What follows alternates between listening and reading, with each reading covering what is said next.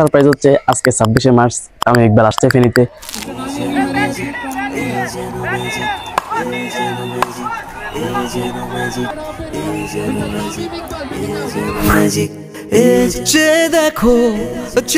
আজকে ফেনী যাচ্ছি, ফেনী যাওয়ার পথে মসজিদটা এটা হচ্ছে মহিপাল থেকে 2 কিলো উত্তরে ফতেপুর।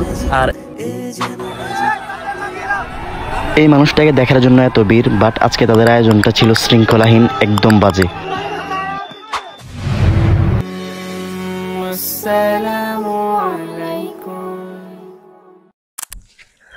আসসালামু আলাইকুম everyone, it's me Mehedi Hasan and welcome to my another new blog.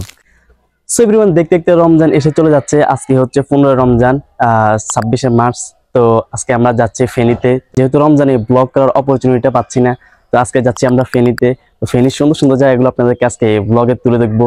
আর আরেকটা সারপ্রাইজ হচ্ছে আজকে 26শে মার্চ আমি একবার আসছে ফেনীতে, তো সেটাও আপনাদের সাথে শেয়ার করবো কি কি হয়। সো ব্লগটা অনেক বেশি ইন্টারেস্টিং হবে আজকের ব্লগটা। সো স্কিপ না করে দেখতে থাকুন আর আমাদের সাথেই থাকুন।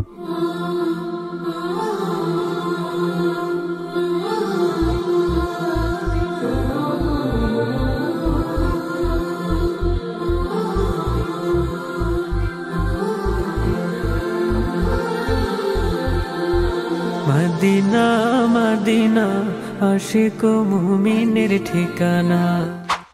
সো গাইস, আমরা এখন আছি ফেনী ফতেপুর মডেল মসজিদে, আর আমার পিছনে মডেল মসজিদ দেখা যাইতেছে। আর এখানে আছে আমার বন্ধু। বন্ধু, কি অবস্থা? তুই কি বালা থাকলে দিছ? আবার আজকে সকালেও তুই 9টা থেকে আমাকে একদম ঘুমাইতেই দস নাই।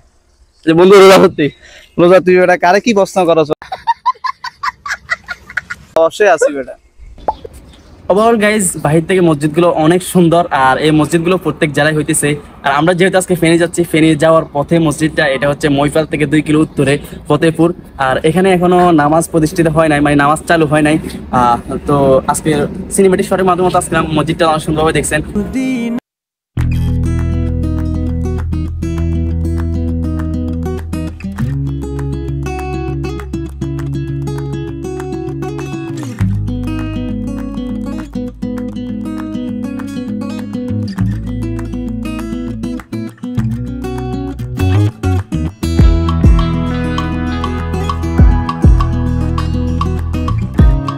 তো এখন আমাদের নামাজের সময় হয়ে গেছে, যেহেতু এখানে নামাজ এখনো চালু হয় নাই, তো আমরা মহিফাল গিয়ে নামাজ পড়বো।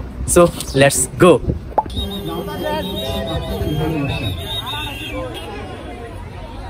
আমি বিনয়ভাবে অনুরোধ করছি, রাস্তাটা একটু খালি করতে হবে, না হলে আমাদের গেস্টরা আসতে পারবে না। আপনারা একটু ফাঁকা হয়ে যান দয়া করে, এবং ভেতরে যারা আছেন তারা অবশ্যই বাইরে চলে আসেন।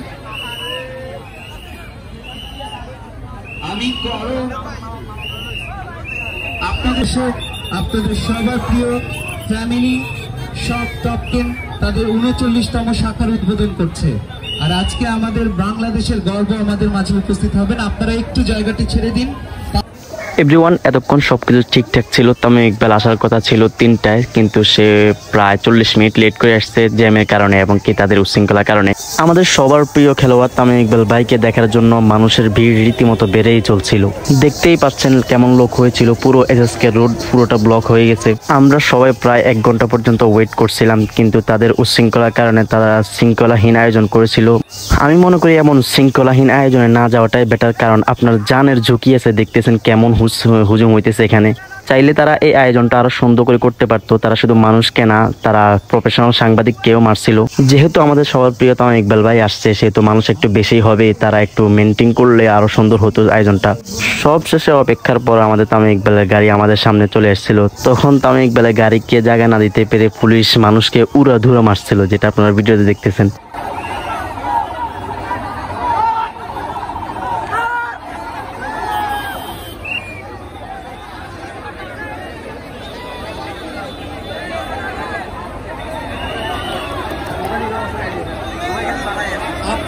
আপনারা একটু জায়গা করে না দিলে আমাদের উদ্বোধক বাংলাদেশ জাতীয় দলের সাবেক অধিনায়ক ও জাতীয় দলের সর্বকালের সেরা ওপেনার তামিম ইকবাল ভাই কিন্তু ঢুকতে পারবে না। আপনাদের দৃষ্টি আকর্ষণ করছি।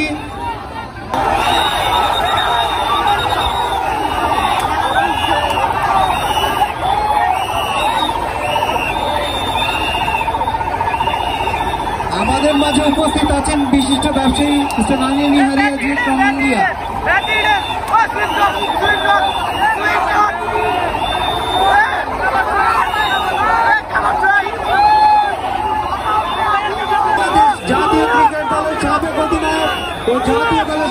দলের সেরা ওপেনার মিস্টার তামিম ইকবাল দিকে যাও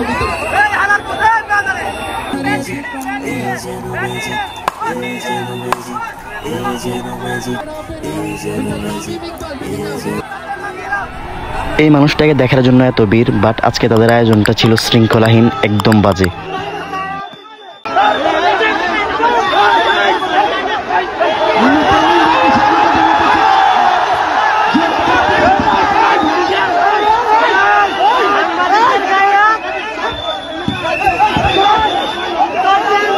সো এটাই ছিল তাদের আজকের অ্যারেঞ্জমেন্টের কন্ডিশন। তারা সাংবাদিকদের কেউ জায়গা দিতে পারে নাই, জনগণ তো দূরে থাকতো। সিচুয়েশন অনেক খারাপ হওয়ার কারণে আমরা সেখান থেকে দ্রুত চলে আসি। তো ব্লগটি কন্টিনিউ করার জন্য থ্যাঙ্কস। ভালো লাগলে চ্যানেলটি সাবস্ক্রাইব করে রাখতে পারেন আমাদের ব্লগগুলো দেখার জন্য। দেখা হচ্ছে নেক্সট ব্লগে। সবাই ভালো থাকুন, সুস্থ থাকুন, আল্লাহ হাফেজ।